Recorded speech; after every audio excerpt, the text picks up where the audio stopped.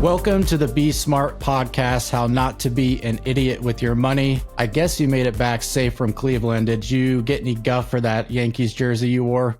I did. One of the security guys outside the stadium told me to go to the gift shop and get a new jersey. Who won the game? Cleveland did. Cleveland. 4-3 over Miami. Yeah. I went to a St. Louis Blues versus LA Kings hockey game. This was probably 2016. And I was so scared. Like, this was in St. Louis. I was so scared I was just going to get the shit kicked out of me for wearing a Kings hoodie. But luckily, I got set up in the visitor section and had a lot of Kings fans around me, so it wasn't too bad. Yep. Yeah. What else is going on with you?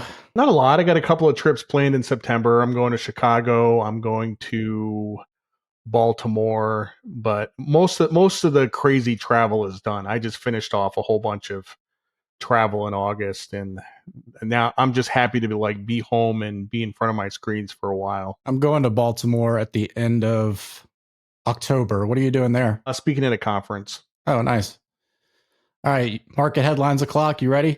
Yep. First one. Rising PPI report raises doubts about the Fed's September rate cut chances. Looking at the probability of a 25-point cut in September. Going back to July 31, after the Fed meeting, there was only a 40% chance. That jumped to 97% on August 4th after the jobs report. It's come back a little bit.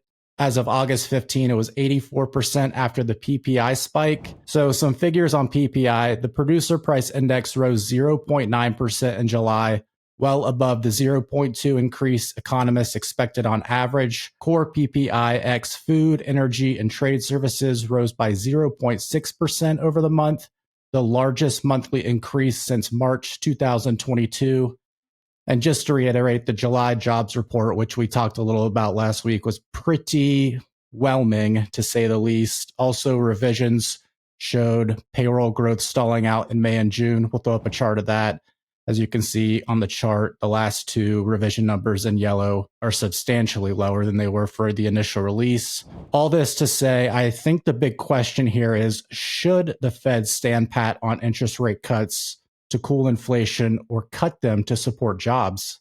I don't really talk about shoulds. I talk about wills. Will they I think is the better question.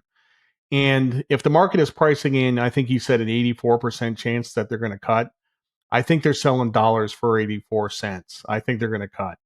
I really I don't focus too much on the data, and I don't really think the market is either.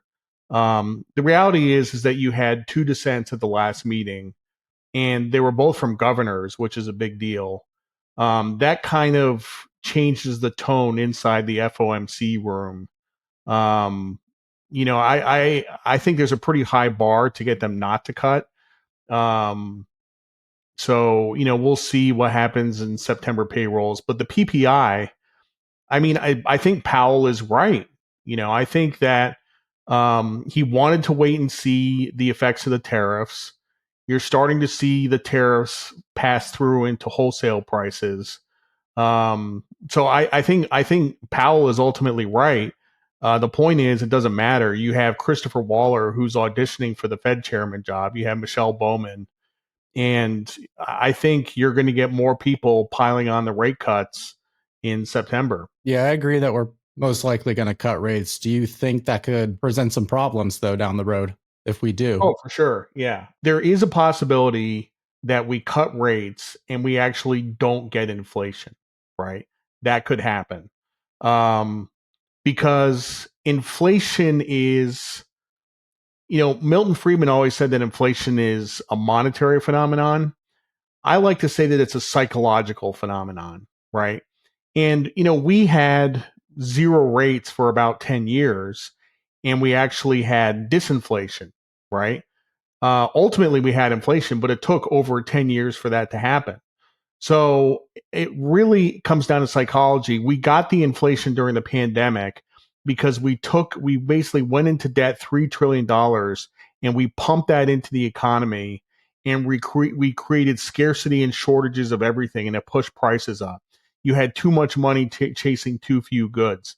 If you ask me what a bigger inflationary impulse is, it's actually not rate cuts.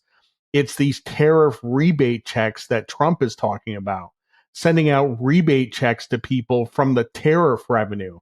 That is inflationary, right? So, I mean, we could cut rates to 3.5, 3, 2.5. I think it's pretty possible that inflation doesn't rip up to 10% in short order. I think that's probably not going to happen. So for the next headline, your favorite word, stagflation. A Bank of America survey shows 70% of investors expect stagflation within a year. As for the risks, the gist is basically beware bonds, buy gold, and sell the dollar. How real is this to you, this risk of stagflation? Are you seeing any early signs, or is this more so kind of clickbaity and overblown? It's clickbaity and overblown. I mean, we just printed 3% growth, you know. So where's the stag coming from, right?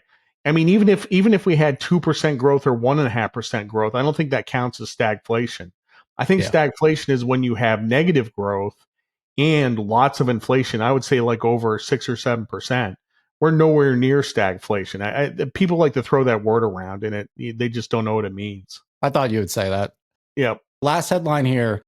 Bank of America says it better be different this time as stock valuations I give saw that. .com bubble vibes. I saw So that. one thing I want to mention here about that, the S&P 500's price to book value ratio has climbed to 5.3, a touch above extreme valuations seen in March 2000 right before the .com bubble burst.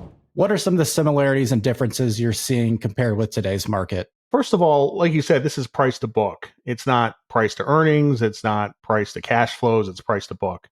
Now, price to book is not really a great valuation indicator, but if you put it on a chart over 50 years and you have highs and lows, it's a pretty good guide to where valuation is. So yes, by price to book, the market is more expensive than it's ever been in history. You ask me what's different between now and the .com bubble. A lot of things are similar, but I think the biggest difference is in the .com bubble, most of those companies did not have earnings. They had zero earnings or negative earnings. Today, the stocks that make up 40% of the market cap of the S&P 500 are fantastically profitable companies. They make hundreds of billions, even trillions of dollars a year. They're hugely profitable companies. Now, the valuation is so high that they're expensive, but at least they make money, right? Unlike the year 1999.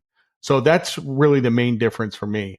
And which also makes it a little complicated to try to short this market because there is real earnings there. It's just not all fluff like it was 25 years ago. For our main topic, I want to dig into that 40% figure you just dropped.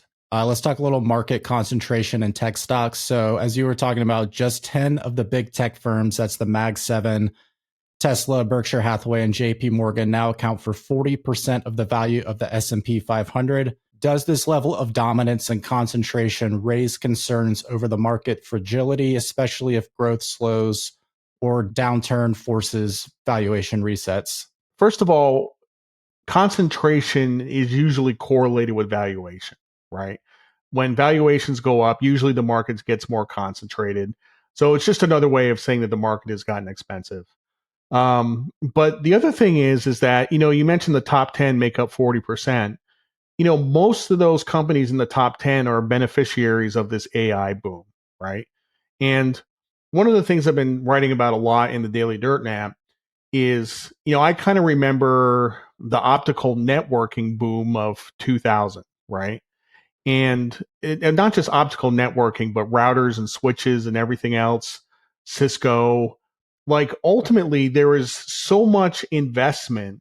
You had overinvestment and malinvestment, and you had too much supply of this equipment, and prices crashed. Right. So I guarantee you that is going to happen this cycle. Right.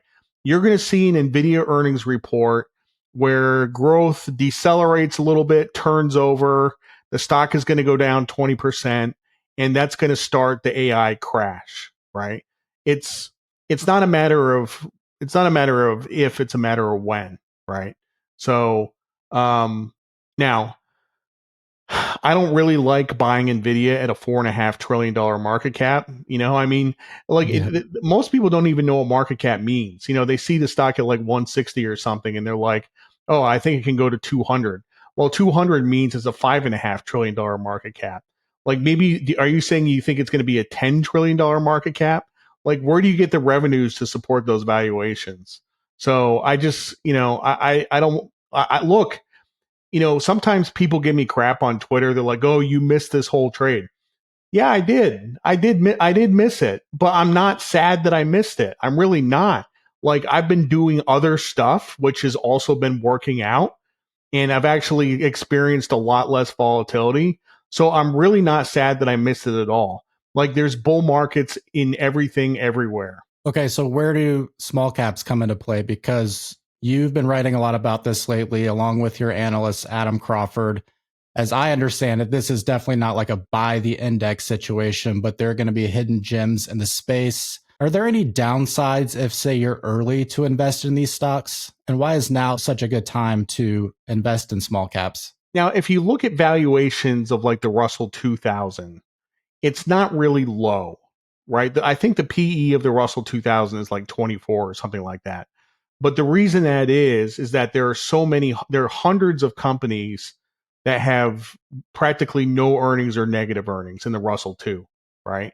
So what you have to do is you have to dig down into the Russell 2 or any other small cap index and say, look, these are companies with stable earnings that are growing, and you can easily pick a basket that outperforms the Russell 2000. The Russell 2000 is a very easy index to beat.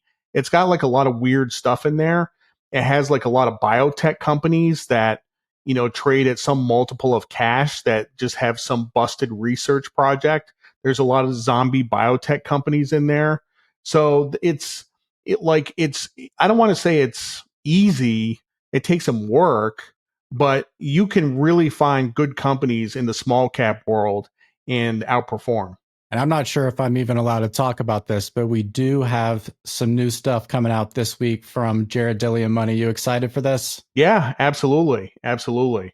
I think other people are excited about it too. Yeah, if you're not subscribed to the Jared Dillian letter at jareddillianmoney.com, you definitely need to do so. And while you're at it, subscribe to our YouTube channel.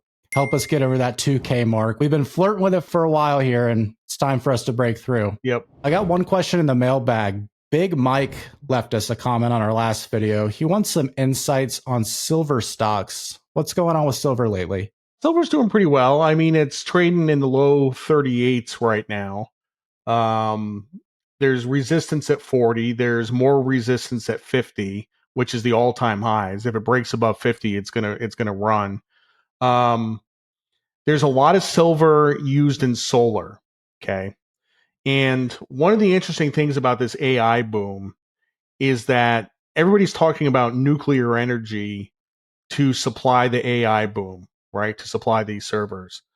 Well, it's going to take 10 years to bring these plants online, even if they're these small modular plants. Like it's going to take a long time. And natural gas is cheap, but what's abundant is actually solar energy, right?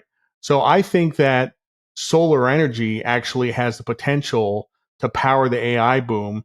And guess what solar panels use a lot of? Silver. Silver. So if you look at the numbers, I don't have them off the top of my head, but if you look at the numbers for like solar demand for silver, it's, I mean, it eats up like 30-40% of annual silver supply, like mine production. It's enormous, right? And it's only going to grow. Looking at the week ahead, Jay Powell is set to deliver remarks on Friday at Jackson Hole. We've got Walmart, Home Depot, Target, and Lowe's scheduled to report earnings, which could provide some insight on consumer spending patterns and the impact of tariffs. And then we've got housing market data, Fed meeting minutes, and weekly jobless claims on deck. Any of these pique your interest? Absolutely none. None. Let's go off markets a little bit. I just saw this movie called Shortcuts, which is based on Raymond Carver's writings, and I thought you might enjoy Really? it. Yeah. Is it a new movie? It came out in the 90s, I want to say, 93 Oh, okay. maybe. It's a long movie. It's like 3 hours and 10 minutes long. Hmm. But I think the last time I read Carver was like 2014. So it's been a while, but there were definitely some stories I picked up on. Like, for instance, without spoiling anything, the fishing story. Remember that Hmm. one? Yeah. Yep. And it's got like a stacked cast. You got like Julianne Moore, Tim Robbins, Robert Really? Downey Jr., like a bunch Wow. of people. So I highly recommend you check that Hmm. out. It was very interesting. Anything else you want to talk about? Did you read this yet? Dude, I'm the worst. I haven't read anything in like a month. I have been ripping through movies. I don't know what my deal is, but I've been like going back and watching older movies. Well, I'll Yeah. tell you what. Do you listen to my music on SoundCloud? I have not listened to your latest that you just posted, and I It's will. really, But really good. I It's do, really, really yes. good. Yeah. Yeah, you said it was like your best since 2020. Yeah. It's called Languorous. So I'll check it out. check out my SoundCloud page. Yeah. All right, that's all we got this week. Everyone, again, please like and subscribe to the video, and we'll be back next week. Thank you, Jared. Peace.